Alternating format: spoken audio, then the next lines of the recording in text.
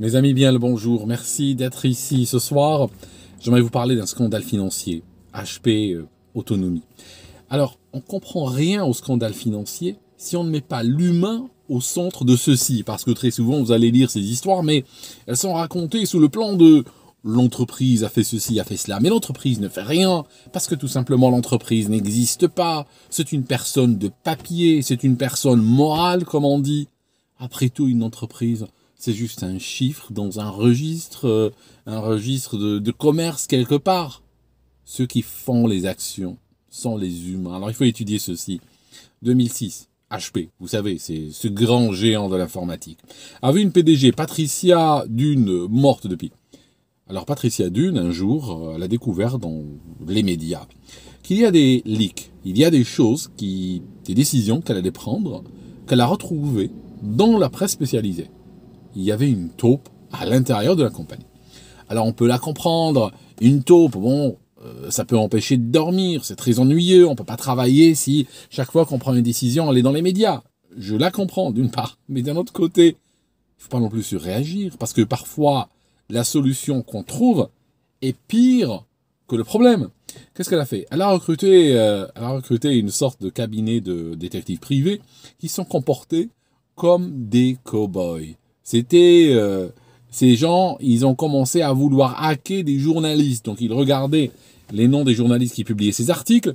Après, ils obtenaient leur date de naissance, leur numéro de sécurité sociale. Après, ils téléphonaient aux compagnies qui leur fournissaient des services téléphoniques et Internet, se faisaient passer pour eux pour essayer de faire des resets de mots de passe et des choses comme ça afin de rentrer dans les camps de ces gens et obtenir l'information, savoir qui est la taupe.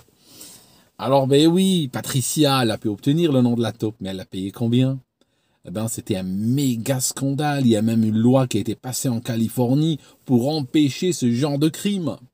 Donc, elle a été remerciée. C'est du crime corporate. Alors, le crime corporate, je vais vous dire un truc.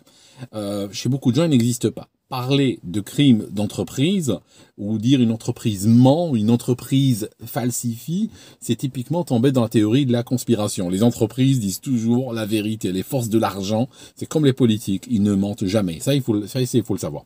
Alors, je vous le dis juste pour que ces vidéos soient du bon côté de la force, n'est-ce pas? Continuons. Dune se fait remercier. Arrive un certain Heard. Alors, Mark Heard, c'est le nouveau PDG. Alors lui, il veut séduire les médias sociaux et on va voir qu'il va pas, enfin les médias sociaux, il veut séduire la bourse et vous allez voir qu'il ne séduira pas seulement que la bourse. D'ailleurs, c'est un problème de séduction qui a fait qu'il a été débarqué de chez HP. Mais racontons l'histoire. Alors, Heard arrive. Quand il rentre dans cette compagnie, lui, il veut que le titre augmente, que la valeur boursière augmente, parce qu'il y a des investisseurs derrière et il faut effectivement que ces investisseurs rentrent dans leur argent.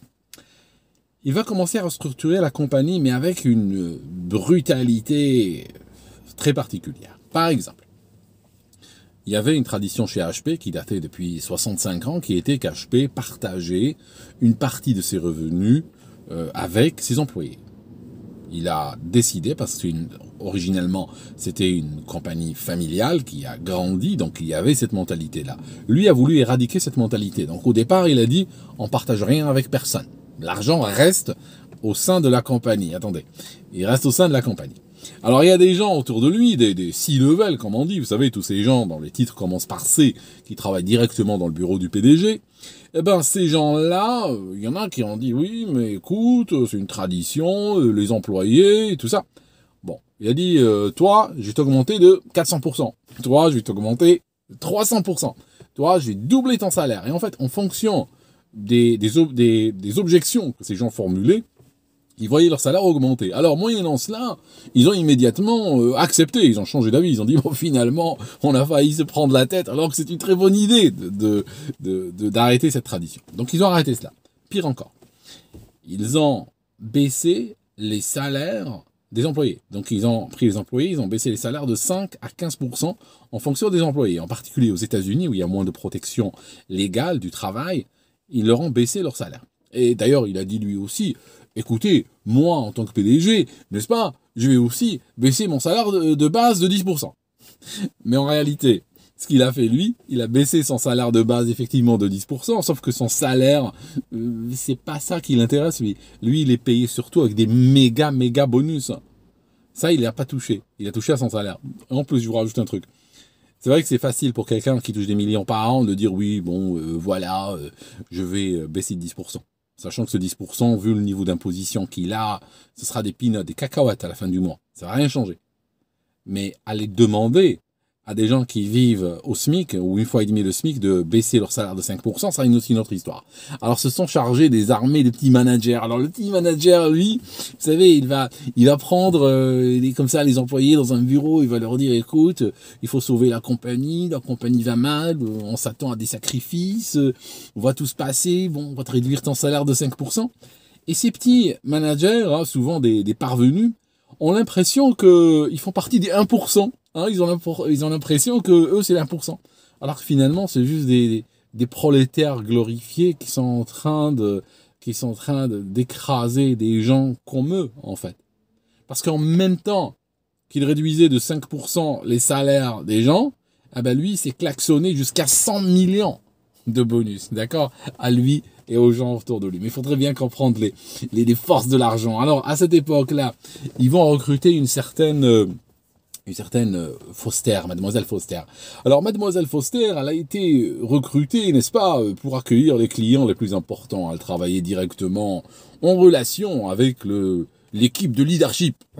J'aime bien les mots qu'il crée comme ça. J'adore ces mots à la con. Alors, je disais que travaille avec l'équipe du leadership. Alors, qu'est-ce qu'elle faisait, Foster? Alors, Foster, elle a été découverte par HP, tenez-vous bien, dans une émission de télé-réalité. Elle était arrivée dans une émission à la con, n'est-ce pas? Et puis elle s'est faite jeter littéralement à la première émission, mais elle leur avait tapé à l'œil. Ils lui ont téléphoné, ils l'ont recruté. Elle est arrivée. Alors, Mademoiselle Foster, elle avait, par exemple, dans le passé, elle avait joué un petit peu dans le porno, comme qui dirait. Voilà, on le dit tout de suite, comme ça on est tous d'accord. Le film s'appelait Obsession intime. Alors, en termes d'obsession, assez rapidement, c'est le PDG, Monsieur Hurt, qui est devenu obsédé par elle. Il commence un petit peu à sortir avec, mettant difficilement, il y a des histoires, on sait pas tout. D'accord? Mais il y a pas mal de fumée, il y a du feu aussi. Il cherche à l'impressionner. À un moment donné, il est avec elle en Espagne, par exemple. Il prend sa carte bancaire, il la met dans un appareil, il regarde le solde. Il avait un solde de plus d'1 million de dollars sur ce compte. Il voulait lui montrer que j'ai du fric, hein, j'ai du cash là. Donc, pendant à peu près 2 ans, il y a une forme de relation avec lui. Maintenant, à un moment donné, nous sommes en 2010, il y a un scandale qui va éclater. Ce qu'elle va faire, elle va dire que il l'a harcelé. Elle va dire qu'il l'a harcelé. En réalité, je vais dire un truc. Tous ces hommes grisonnants qui ont des pouvoirs élevés comme ça, qui sont des C-level et tout, quand ils couchent avec une nana, généralement si elle vient avec eux, c'est pour leur pouvoir et pour leur argent. Sauf qu'au bout d'un moment, elle réalise une chose, elle réalise qu'elle pourra obtenir plus d'argent. Parce que vu qu'elle a couché avec le patron, eh ben, il y a un dossier de harcèlement. Elle peut tout à fait dire, moi j'ai couché avec lui parce que je voulais garder mon job, je voulais garder un toit sur ma tête, je voulais poser de la nourriture sur la table. Et de nos jours, hein, on se fait toujours, voilà, par ces gens-là. Vous voyez le dossier? Elle était chez une avocate féministe, une avocate très réputée en Californie. Et puis elle a envoyé une méga lettre avec des détails intimes extrêmement croustillants. Donc elle a balancé ça chez HP en leur disant qu'on a ras-le-bol un petit peu que vos PDG sautent le petit personnel, quoi. Hein, ça doit s'arrêter cette histoire. Le fait est que, il paraît, alors les bruits, vous savez, dans ces histoires-là, tu sais jamais la différence entre le fait et le bruit. On est ultra proche des théories de la conspiration. En fait, il a été dit qu'il l'a pas payé, voilà. Ça veut dire que quand elle est partie publique avec son histoire, elle a dit que moi, Marc, je l'aime bien, je lui veux pas de mal, bon, voilà. Mais il n'a pas payé. Alors que la règle, quand même, et ça, tu n'apprends pas ça dans un cours de HEC, hein, ça c'est de l'économie profonde. Je suis en train de te parler de l'intimité de l'économie, littéralement ici.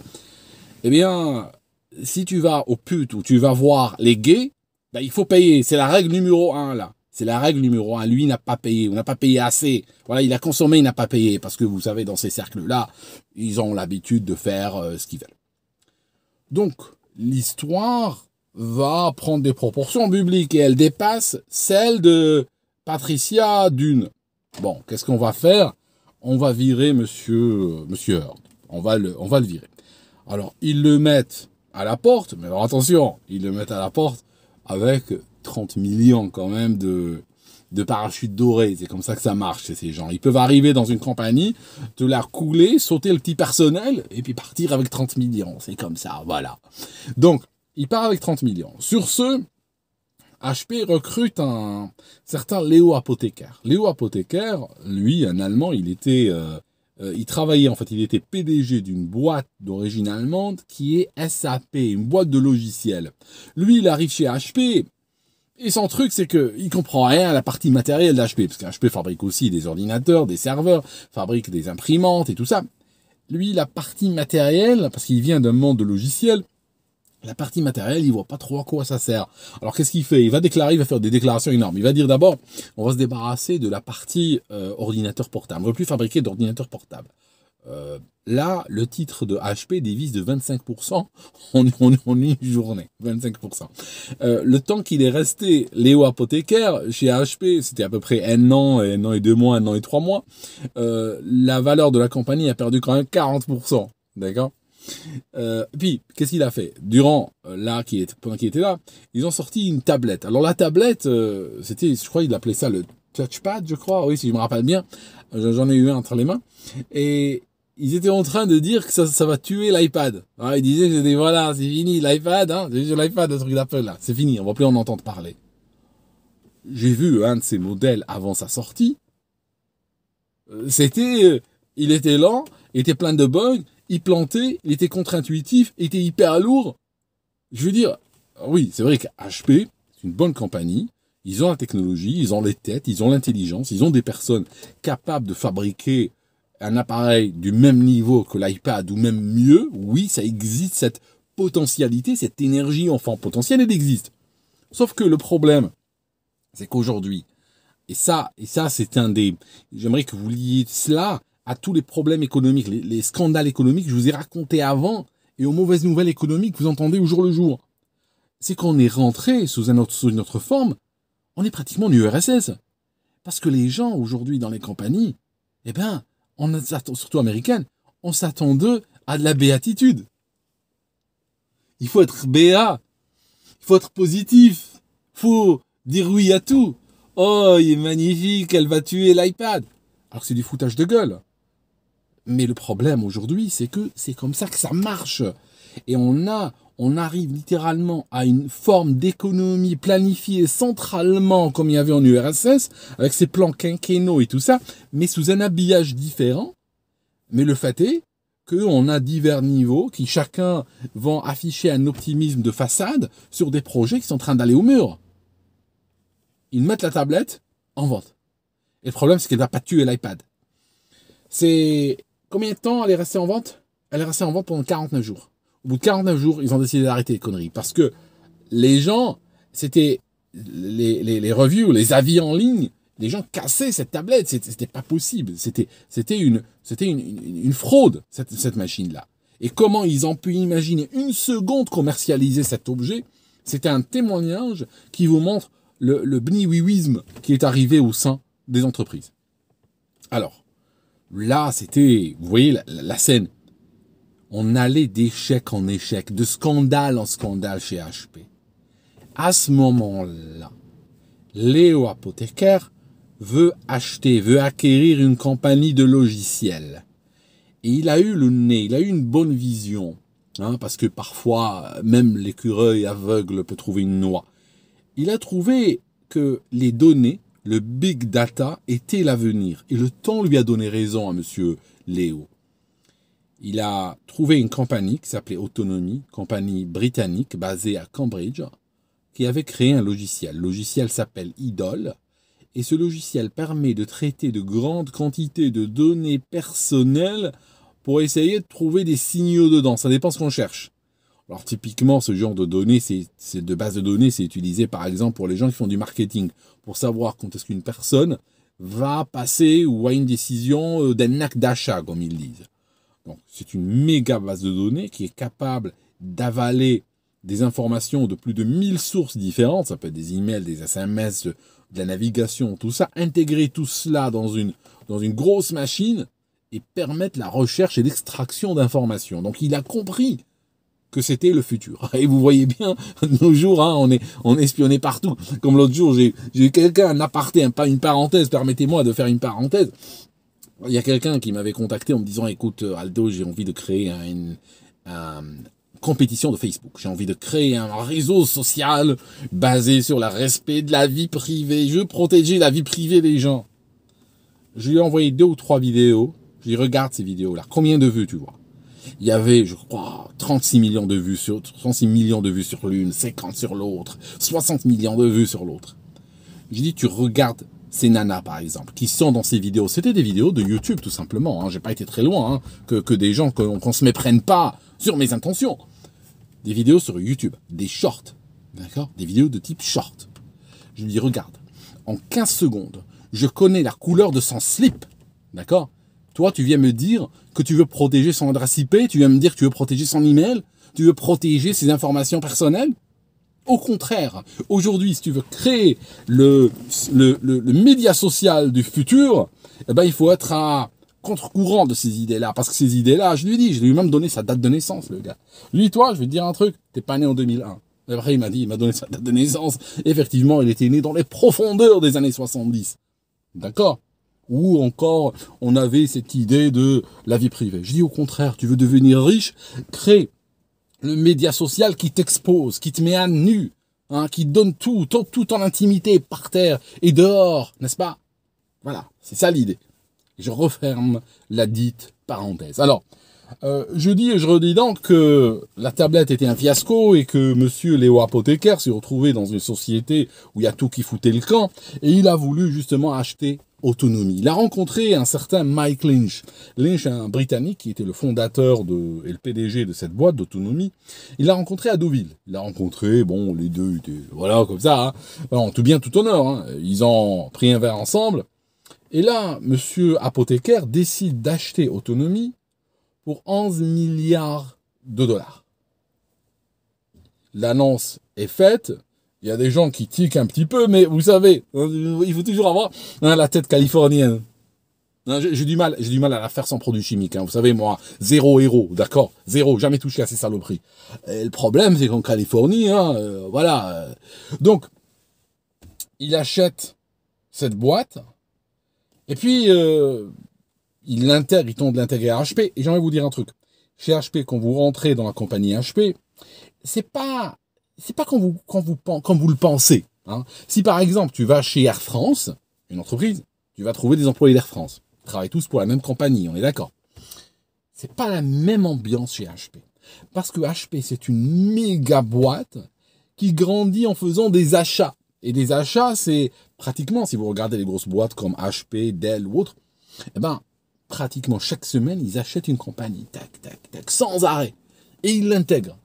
De sorte que lorsque vous arrivez dans ces compagnies-là, vous allez trouver que la boîte la plus récente a été achetée lundi dernier, et les gens là-bas au fond, ils ont été peut-être achetés il y a 18 mois, les autres ils ont été achetés il y a 3 ans, les autres ont été achetés il y a 5 ans, et tous ces gens-là travaillent littéralement dans leur silo, comme ça, de manière indépendante, plus ou moins intégré à HP, plus ou moins pas intégré, enfin n'importe quoi. Ce qui change généralement, c'est le laptop. Hein. On te dit, ouais, t'as un Dell, tiens, on te donne un laptop de chez HP, mais pratiquement pour tout le reste, hein, ton adresse email va changer et tout, mais pour tout le reste, tu fais le travail que tu faisais chez la compagnie qui a été acquise. Il commence à intégrer donc Autonomie, et là, il constate un truc. Il constate que les revenus d'Autonomie, immédiatement, littéralement dans les semaines après l'achat, les revenus ne sont pas ce qu'ils attendaient. Les revenus sont largement inférieurs à ce qu'ils...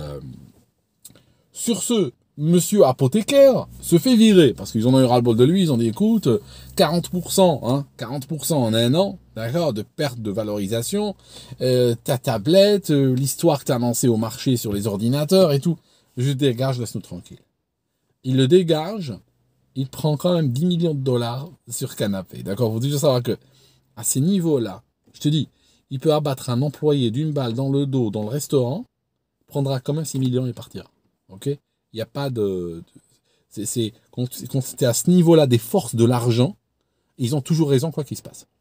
Donc, il est débarqué, arrive une certaine Megan Whitman. Elle arrive à soir, c'est Megan Whitman. Elle arrive à sa place. Aujourd'hui, elle est ambassadrice des États-Unis au Kenya ou je sais pas où, dans un endroit comme ça, on se comprend. Donc, quand elle arrive, elle commence à investiguer l'histoire d'autonomie. Elle dit, mais qu'est-ce qui se passe? Et elle met sur le coup PwC. D'accord? Le problème, c'est que elle découvre Price Waterhouse Coopers, une des grandes compagnies d'auditing. Et elle découvre que tout était gonflé à l'intérieur d'Autonomie. Ça signifie qu'Autonomie avait gonflé son nombre de clients, avait gonflé ses revenus. Et c'est un classique. Vous savez, je peux créer un site web et puis faire des déclarations tonitruantes et puis donner l'impression que j'ai une boîte qui marche. Je vous donne 6 mois, je vais finir par me faire avaler par une grosse boîte. Par contre, à partir de là, il faut courir. Il faut avoir tendance à courir et courir très très vite. Le problème, c'est que M. Lynch, il courait pas vite. Il a vendu une boîte qui n'avait pas la valeur qui était réellement la sienne.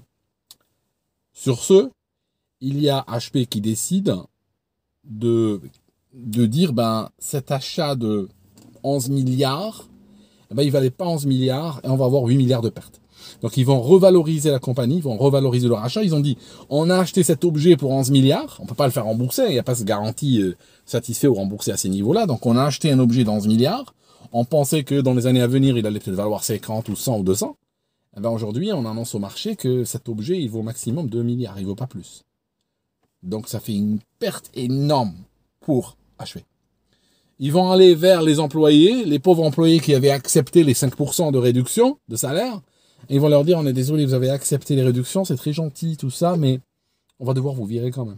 D'accord? Parce qu'on a fait des mauvaises affaires. Hein. Vous savez, on dit le marché, la conjoncture, la conjoncture.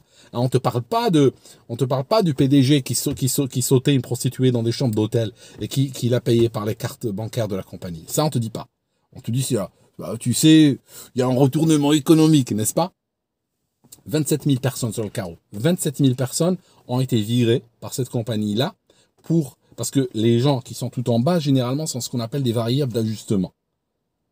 Tu peux pas avoir une variable d'ajustement qui est, par exemple, le parachute doré d'un PDG. C'est pas possible, ça. Le PDG, il prend ses millions. Mais après, si t'as pas d'argent, si t'es coincé, tu fais comment? Tu lui donnes ses millions quand même, tu vires 27 000 personnes. Bon, juste dégager, aller trouver un travail ailleurs, c'est bon. C'est ce qu'ils ont fait.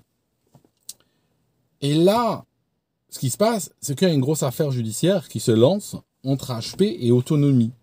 Le gars, M. Lynch, le British, dit non, moi, bon, voilà, c'était à vous de faire votre travail, on a menti sur rien, tout est OK. Il y a un litige commercial entre eux qui va après escalader et s'envenimer. Il va s'envenimer à tel point que on va avoir des poursuites qui seront lancées aux États-Unis contre Monsieur Lynch, qui vont culminer par le fait que les États-Unis demandent son extradition aux USA. D'accord? Demandent son extradition au Royaume-Uni. Ça signifie, ils disent, parce que c'est un citoyen britannique, ils demandent à l'État britannique de l'extrader. Or, au début des années 2000, juste après le fameux 11 septembre, n'est-ce pas? Nous vivons à la période post-11 septembre. On aurait dû d'ailleurs réaligner le calendrier, on aurait dû commencer un nouveau calendrier ce jour-là. Que fait Tony Blair? Tony Blair, un des plus grands traîtres à sa nation. D'ailleurs, s'il n'était pas traître, il n'aurait pas été au pouvoir. C'est comme ça dans les pays occidentaux. Si tu n'es pas prêt à trahir ton pays, tu passes pas. D'ailleurs, le fait en Occident aujourd'hui, le fait d'être fidèle aux valeurs de ton pays, d'être pour la souveraineté de ton pays, pour l'indépendance de ton pays, généralement, on te casse dans les médias et l'électorat te crache dessus. D'accord? L'électorat, ils veulent du Blair. Donc, Blair arrive devant le Parlement, il dit quoi? Il dit on doit collaborer avec nos amis américains et on doit créer un traité d'extradition qui nous permet d'extrader nos propres citoyens. Mais attention, c'est fait pour lutter contre le terrorisme. Le Parlement britannique vote. Le truc, c'est que maintenant, les citoyens britanniques sont de manière routinière extradés vers les États-Unis et pas pour des histoires de terrorisme. Des fois pour un litige commercial, comme dans le cas de M. Lynch. Alors M. Lynch, récemment, donc avril 2023, il a été extradé dans le cadre de cette affaire aux États-Unis. Avant son extradition, il avait négocié un petit peu. On lui avait dit, écoute, t'inquiète pas, on va pas te mettre en tôle aux États-Unis. De toute façon, t'as tué personne. T'arrives aux États-Unis, tu parles au juge, et puis il va te relâcher. Tu seras peut-être sous une sorte de liberté surveillée, avec tu viens signer une fois par semaine au commissariat. Une fois qu'il arrive aux États-Unis, qu'est-ce qu'on lui dit? On lui dit, écoutez, d'accord, le juge lui dit, je suis prêt à vous libérer, moi, j'ai pas de problème. J'ai besoin d'une caution. Je veux une caution de 80 millions de dollars. Donc là, le mec n'a pas 80 millions de dollars pour la caution, premièrement. Deuxièmement, on lui dit, je veux que vous soyez dans une résidence avec des gardes armés 24 heures sur 24, c'est vous qui les payez. Je nomme une entreprise spécialisée dans ce genre de choses qui vous envoie des gens qui vont encercler votre domicile et le surveiller parce que je considère que vous êtes sous risque de fuite parce que vous étiez en Angleterre, vous n'avez pas voulu venir, on a dû vous ramener dans le cadre d'un traité d'extradition, donc je veux que vous soyez surveillé 24 heures sur 24, à vos frais. Le mec n'a pas. Ça signifie que, en réalité, lui ont dit, tu seras libre, mais ils ont oublié de dire qu'il y a quelques détails liés à cette liberté-là. Il n'a pas pu remplir ces détails, il se retrouve en tôle. Donc il est en prison maintenant. Et en fait, c'est assez dingue parce que, en réalité, on est plus dans le litige que dans la fraude pure, si vous regardez. Parce que HP ne dit pas qu'Autonomie ne vaut rien. D'ailleurs, le logiciel Idol d'Autonomie est jusqu'à maintenant vendu, commercialisé par HP. Donc, il ne leur a pas vendu une coquille vide. On n'est pas dans le cas de Theranos, par exemple. Theranos n'existe plus. Theranos, sa valeur est 0. Mais Autonomie a été trop cher payé. C'est-à-dire que, par exemple, si M. Léo Apothécaire, au lieu de payer 11 milliards, avait payé 2 ou 3, on n'en serait pas en train de parler de ce problème. Donc, c'est un litige purement commercial. C'est M. Lynch qui jugeait que sa compagnie valait 11 milliards. D'ailleurs, ça a été approuvé par Léo Apothécaire qui dit, moi, 11 milliards, je paye. Mais après, ils se sont dit, non, on a trop cher payé. Ça ne doit pas escalader jusqu'au pénal, jusqu'à l'extradition, jusqu'à un mec qui passe la nuit en cellule. C'est un peu délicat, ça. Donc, l'histoire va être jugée. On va voir combien monsieur Lynch va prendre. Hein. Il peut prendre, on ne sait pas, hein. Il peut prendre 6 mois avec sursis, comme il pourra prendre 350 ans. Hein. Tout dépendra de la justice américaine.